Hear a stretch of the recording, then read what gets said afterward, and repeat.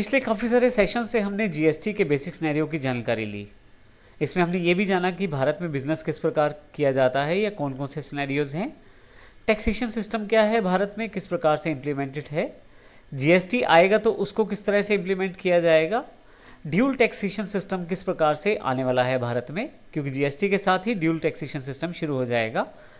आप अपने बिजनेस को किस प्रकार से जीएसटी में रजिस्टर करा सकते हैं और इनपुट टैक्स क्रेडिट प्राप्त कर सकते हैं, ये सारी जानकारी हमने पिछले सेशन में ली। इस सेशन में हम प्रैक्टिकल कॉन्सेप्ट की बात करेंगे कि टैक्स सिस्टम जो भारत में ऑलरेडी है और जीएसटी आने के बाद दोनों में किस तरह का अंतर आने वाला है और किस प्रकार से हम बिलिंग या किस प्रकार से हम टैक्स इनपुट क्रेडिट को प्राप्त करने वाले हैं। ये बहुत ही इंपॉर्टेंट सेक्शन है और इसमें हम सारा प्रैक्टिकल रूप में इस एग्जाम्पल को समझेंगे। लेकिन इससे पहले मैं आपको जानकारी दे दूं कि यदि आपने अभी तक हमारा चैनल सब्सक्राइब नहीं किया है तो अभी कर लें, क्योंकि हम आने वाले काफ़ी सारे सेशन जीएसटी बेस्ड बनाने वाले हैं। क्योंकि जैसे ही जीएसटी आएगा नई नई चीज़ें उसके साथ आती चली जाएगी, आपको भी समय समय पर उन सब की जानकारी मिलती चली जाएगी। तो आइए शुरू करते हैं प्रैक्टिकल रूप में समझना जीएसटी को। इस पूरे सेशन में हम सीखेंगे कि एग्जिस्टिंग टैक्सेशन सिस्टम क्या है और जीएसटी से किस प्रकार से अंतर आने वाला है।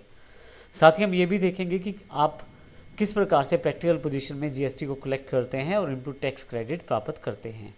परंतु यहाँ मैं आपको एक सुजेशन देना चाहूँगा कि आप हमारी वेबसाइट्स पर जाकर जो एग्जाम्पल मैं बताने वाला हूँ उसकी ऑलरेडी एग्जिस्टिंग शीट को डाउनलोड कर सकते हैं और उसको अच्छी तरह से समझ सकते हैं। आप इन दोनों वेबसाइट्स issstworld.com या smartosystems.in के डाउनलोडेबल सेक्शन पर जाकर आसानी से ये शीट्स को डाउनलोड कर सकते हैं ताकि प्रॉपर रूप में आप इसे समझ पाएँ। तो आइए शुरू करते हैं।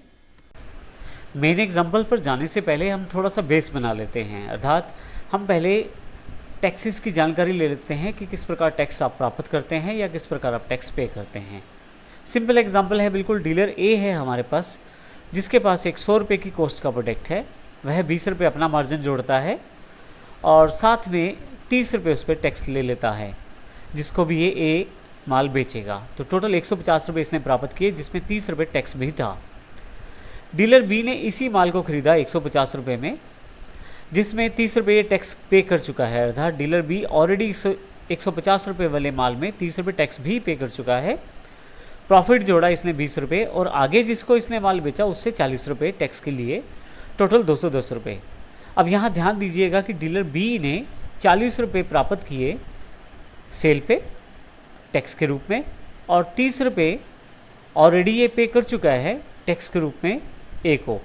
तो यहाँ पे यदि 40 में से माइनस कर दिया जाए 30 को, तो आपके पास 10 रुपये रह जाएंगे। ये 10 रुपये जो टैक्स है ये डीलर बी को जमा करवाना है गवर्नमेंट को। अब यहाँ पे गवर्नमेंट ने असल में इनपुट टैक्स क्रेडिट दिया है डीलर बी को, क्योंकि डीलर बी ऑलरेडी 30 रुपये टैक्स के रूप में पे कर चुका था जब इसने माल ए से लिया था। क्योंकि देखिए 150 रुपये में 30 रुपये शामिल थे। तो इस तरह से ये जो आपको टैक्सेशन में क्रेडिट मिलता है इसे इनपुट टैक्स क्रेडिट कहते हैं। जब आप परचेज पे कोई टैक्स पे कर चुके होते हैं तो आप उसका इनपुट टैक्स क्रेडिट प्राप्त कर सकते हैं। लेकिन ध्यान रखिएगा, सभी तरह के टैक्सेस का इनपुट टैक्स क्रेडिट नहीं मिलता। इसकी जानकारी हम इस एग्जाम्पल में भी समझने वाले हैं। यहाँ पर हमारे पास 2 टेबल दिए गए हैं। सबसे ऊपर वाला जो टेबल है वो हमारे पास विदाउट जीएसटी, अर्थात जो हमारे पास एग्जिस्टिंग टैक्सेशन सिस्टम है उसके आधार पर कार्य करेगा। नीचे जो टेबल दिया गया है दूसरे वाला, इसमें यदि आप देखें तो ये हमारे पास कैलकुलेशन जो शो करेगा वो जीएसटी बेस्ड, अर्थात जीएसटी के साथ करेगा। आइए सबसे पहले ऊपर वाले एग्जाम्पल को हम क्लियर करते हैं। यह जीएसटी के बिना है, अर्थात यहाँ पे जीएसटी का प्रयोग नहीं किया गया। यहाँ पे हमने उन टैक्सेस का प्रयोग किया गया है जो प्रेजेंटली इंडिया में प्रयोग किए जा रहे हैं। अब यहाँ यदि आप देखें तो हमारे पास, इसको पहले पूरी तरह से समझते हैं। ऊपर की तरफ डीलर आपके प्रोडक्ट का कॉस्ट, एक डीलर जो प्रॉफिट जोड़ता है 20% माना गया है सेलिंग प्राइस। उसके पश्चात कुछ टैक्सेस दिए गए हैं जैसे एक्साइज, सीएसटी और वैट। फाइनली टैक्सेस को जोड़ के जो प्राइस आता है, टैक्स जो आप पे करते हैं अपनी परचेज पे, टैक्स जो आप रिसीव करते हैं सेल पे, और फाइनली जो आपको टैक्स गवर्नमेंट को पे करना होता है उसकी जानकारी यहाँ पे दी गई है। हम यहाँ से हरियाणा से शुरुआत करते हैं। मान लीजिए हमारे पास हरियाणा और पंजाब 2 स्टेट्स हैं। सबसे पहले ए डीलर जिसके पास 1000 रुपये की कॉस्टिंग का प्रोडक्ट है, वह अपना 20% मार्जिन जोड़ता है, अर्थात 200 रुपये, और 1200 रुपये उसका सेलिंग प्राइस हो जाता है। अभी के टैक्सेशन सिस्टम में यदि हम बात करें तो हम इस पे एक्साइज ड्यूटी लगाते हैं, और क्योंकि यह मैन्युफैक्चर्ड प्रोडक्ट है मान लीजिए, तो इस पे 12% टैक्स 144 रुपये हो जाता है। ध्यान दीजिए टैक्स जो है वो सेलिंग प्राइस पे लगा है, 1200 के ऊपर 12% टैक्स लगा है। और यदि हम देखें तो फाइनल प्राइस हमारे पास 1344 रुपये, जो कि आपके पास सेलिंग प्राइस और एक्साइज का जो टैक्स है इन दोनों को जोड़कर आ गया है। फाइनली इस ए डीलर ने जो टैक्स प्राप्त किया है जब इसने ये प्रोडक्ट को बेचा है 144 रुपये, उसको ही इसे पे करना है, अर्थात जो पे टैक्स रहेगा ए डीलर के लिए 144 रुपये रहेगा। लेकिन जैसे ही हम दूसरी रो में आते हैं तो बी डीलर को जो कॉस्ट पड़ता है इस प्रोडक्ट का 1344 रुपये, क्योंकि बी ने इसे 1344 रुपये में ख़रीदा है टैक्स पे करके। इसमें इसने 20% प्रॉफिट अपना जोड़ा और इसका प्राइस हो गया 1613 रुपये। अब इसमें टैक्स के रूप में वैट को जोड़ा गया है जो कि 5% है मान लीजिए इसके प्रोडक्ट पे, क्योंकि बी डीलर ट्रेडिंग करता है तो इस पर एक्साइज एप्लीकेबल नहीं होगा, इस पर वैट एप्लीकेबल होगा। अब यहाँ पे 81 रुपये जो टैक्स है वो 1613 रुपये में जोड़ा जाएगा और टोटल जो फाइनल प्राइस हो जाएगा 1693 रुपये।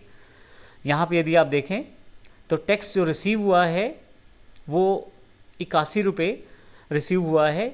यहाँ पे जो ऑलरेडी बी टैक्स पे कर चुका है 144 रुपये के रूप में ए को, उसको यह इनपुट टैक्स क्रेडिट के रूप में प्राप्त नहीं कर पाएगा। उसका कारण ये है कि इसने जो टैक्स पे किया है वो एक्साइज टैक्स था और आगे ये जो टैक्स अभी प्राप्त कर रहा है ये वैट है, तो इस तरह से ये इसमें एडजस्ट नहीं कर पाएगा। तो अल्टीमेटली इसको ये टैक्स गवर्नमेंट को पे करना पड़ेगा 81 रुपये के बीच में।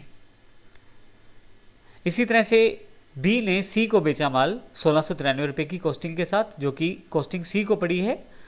सी इसमें अपना प्रॉफिट मार्जिन ऐड करता है 339 रुपये, जो कि 20% है। फाइनली 2032 रुपये का सेलिंग प्राइस आपके पास अवेलेबल हो जाता है। सी भी आगे ट्रेडिंग करता है तो वो अपना 5% टैक्स और जुड़ जाता है 102 रुपये।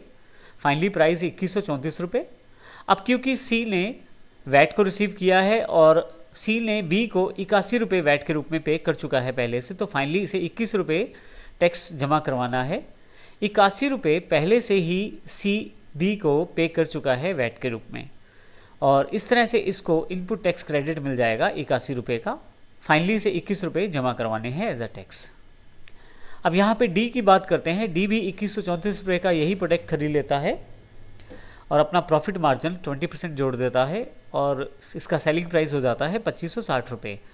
लेकिन क्योंकि डी को माल बेचना है अब दूसरी स्टेट में, क्योंकि हम अभी हरियाणा स्टेट में हैं और अब अगला जो माल बेचना है हमने वो पंजाब में बेचना है, तो डी जब ये माल बेचेगा पंजाब में तो अब अपने बिल पे ये CST टैक्स लगाकर बेचेगा। तो 2560 रुपये के ऊपर 307 रुपये जोड़े जाएंगे और 2868 रुपये अब फाइनल प्राइस हो जाएगा। अब यहाँ पे ध्यान रखिएगा कि CST की इनपुट टैक्स क्रेडिट भी नहीं प्राप्त कर पाएगा डी, क्योंकि इसने यह माल दूसरी स्टेट में बेचा है। तो फाइनली इसको 307 रुपये एज अ टैक्स जमा करवाने पड़ेंगे। अब हम बात करते हैं पंजाब की। पंजाब में जो ई डीलर है उसने यह सामान 2868 रुपये में डी से ख़रीदा। इसमें उसने अपना प्रॉफिट 20% जोड़ा 574 रुपये और 3441 रुपये का सेलिंग प्राइस इसने रखा। अब इसने क्योंकि पंजाब स्टेट में माल बेचना है तो 413 रुपये वैट के जोड़े और फाइनली 3854 रुपये इस पे फाइनल प्राइस अवेलेबल हो गया। परंतु यहाँ पे इस पर किसी भी तरह का टैक्स क्रेडिट नहीं मिलेगा, क्योंकि इसने CST पे किया है और आगे से वैट को प्राप्त किया है। तो यहाँ पे यदि हम देखें तो जो टैक्स रिसीव हुआ है 413 रुपये पंजाब गवर्नमेंट को पे करना पड़ेगा। इसे 307 रुपये जो इसने पहले पे किए थे परचेज पे, जो हमारे पास ऊपर है, वो उसका किसी भी तरह से क्रेडिट नहीं मिल पाएगा। फाइनली ई ने एफ को माल बेचा 3854 रुपये का 771 रुपये प्रॉफिट के साथ। सेलिंग प्राइस अब 4625 रुपये हो चुका है। वैट 555 रुपये जोड़ा और फाइनल प्राइस 5180 रुपये। टैक्स पे करने के पश्चात अब टैक्स पेमेंट के लिए अब यहाँ पे 413 रुपये इसने पे कर चुका है एफ़ और 555 रुपये इसने सेल्स में टैक्स को प्राप्त किया है वैट को। तो दोनों का जो अंतर है वो इसको जमा करवाना है एज अ टैक्स। तो 142 रुपये इसको जमा करवाने हैं। इसको इनपुट टैक्स क्रेडिट मिला है 413 रुपये का। फाइनली एफ़ ने जी को माल बेचा 5180 रुपये का। अपना प्रॉफिट जी ने जोड़ा और सेलिंग प्राइस 6216 रुपये। फिर से टैक्स जोड़ा गया वैट 746 रुपये। फाइनली कस्टमर को ये प्रोडक्ट जो पड़ा है वो 6,962 रुपये का पड़ा है। यहाँ पे जी को इनपुट टैक्स क्रेडिट मिलेगा 555 रुपये का, क्योंकि वह इसे पे कर चुका है जब इसने इसे परचेज़ किया है।